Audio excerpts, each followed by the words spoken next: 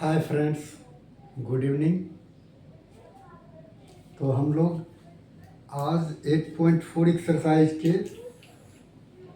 5th question का 8th part करवा रहा हूँ।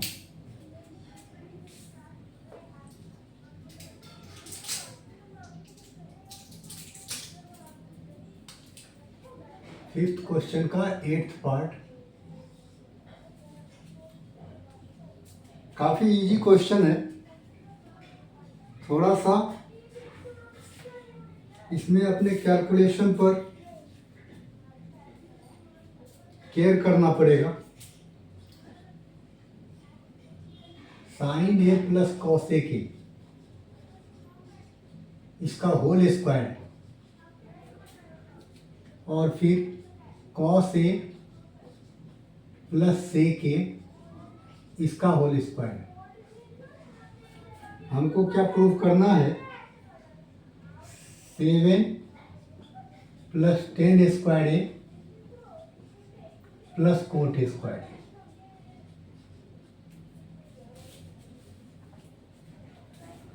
तो RHS से करना डिफिकल्ट है,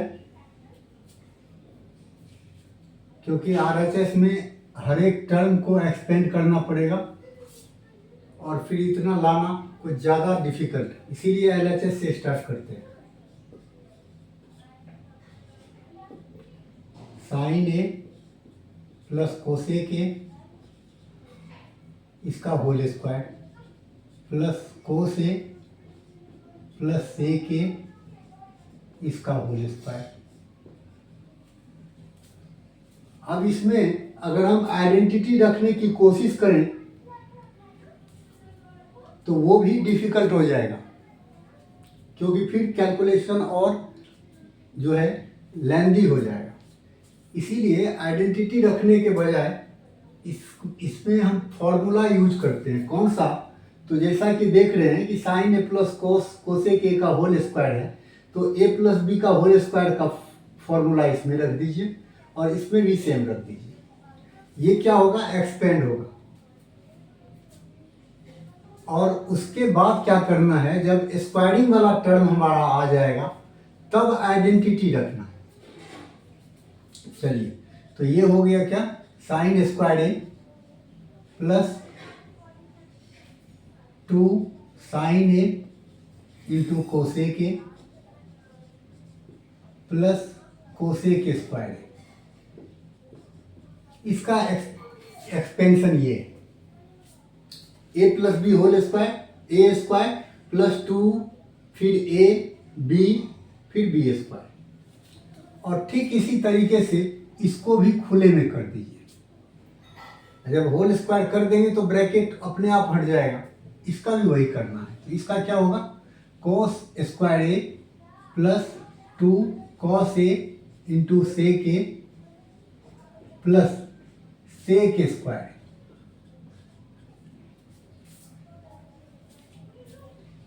देखिए, अब ये आपका इनका एक्सपेंडेड फॉर्म है। इसी से हमको ये लाना है।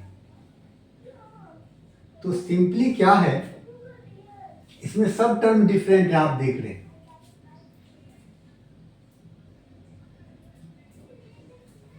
और अब यहां देखिए, हमको 10 स्क्वायर ए लाना है और कॉट स्क्वायर ए लाना है। तो कोसेक स्क्वायर ए से कॉट स्क्वायर ए आ जाएगा और सेक स्क्वायर ए से 10 स्क्वायर आ जाएगा, है ना? यही चीज हमें सोचना, क्योंकि कोसेक स्क्वायर ए माइनस कॉट स्क्वायर ए 1 होता है। अगर हम तो कोसेक स्क्वायर ए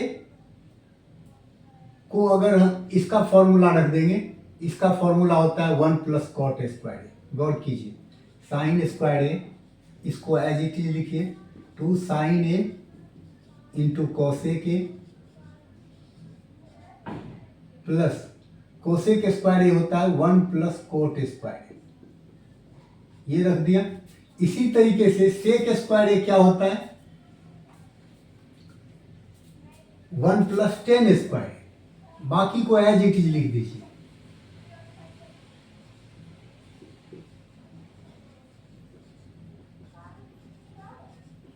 सेक स्क्वायर ए माइनस 10 स्क्वायर ए 1 होता है, तो सेक स्क्वायर ए क्या हो जाएगा 1 प्लस 10 स्क्वायर। क्लियर है? हमने अब आपका कॉट भी आ गया और 10 भी आ गया। अब देखिए कितना आसान है ये। साइन स्क्वायर ए अपनी जगह पे है। आप लोगों ने पहले एक फॉर्मूला पढ़ा था कि sine A into cosec A equal to 1 होता है। Sine A into cosec A equal to 1 होता है, तो सिंपली क्या करना है 2 इंटू 1 रख देना है, फिर प्लस, फिर 1 प्लस कोट स्क्वायर ए और प्लस फिर ये cos square A plus 2 into cos A into sec ए कितना होता है 1 होता है। तभी तो कॉस ए होता है 1 बाय सेक ए और सेक ए होता है 1 बाय कॉस ए। तो इसके जगह पे क्या रख देना है 1 रख देना है, प्लस फिर 1 है, फिर प्लस 10 स्क्वायर है। क्लियर है आप लोगों का कॉन्सेप्ट? अब अगर आप गौर कीजिए तो sign square A plus cos square ए, ये दोनों मिल करके क्या हो जाएगा 1 हो जाएगा। 2 इंटू 1 2 हो गया, फिर प्लस 1 हो गया, प्लस कॉट स्क्वायर ए हो गया। ये दोनों मिल करके 1 हुआ है, ये भी टर्म खत्म हो गया आपका। फिर 2 इंटू 1 2 हो गया, फिर प्लस 1 हो गया, प्लस 10 स्क्वायर। अब आप गौर कीजिए, अब देखिए आप कॉट और 10 के अलावा इसमें कुछ रहा, कुछ नहीं रहा।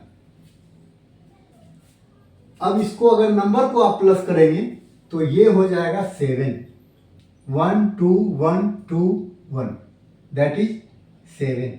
7 plus cot square A plus 10 square, यही हमारा था RHS।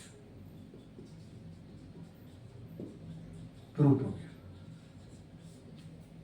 कोई दिक्कत नहीं है, बहुत आसान क्वेश्चन है। थोड़ा सा कंसंट्रेशन बना करके रखना है, बिल्कुल भी कोई प्रॉब्लम इसमें नहीं है। हाँ, इतना कर सकते हैं कि जब इसके बदले आप 1 रखे हैं तो यहां ब्रैकेट में लिख सकते हैं as sine A into cosec A equal to 1 and cos A into sec A equal to 1, ये लिख दें तो ज़्यादा बेटर है।